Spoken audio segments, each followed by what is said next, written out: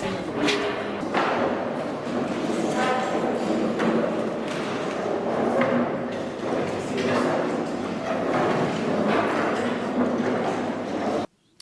are mindful to face severe weather challenges, including flooding, landslides and impassable road networks.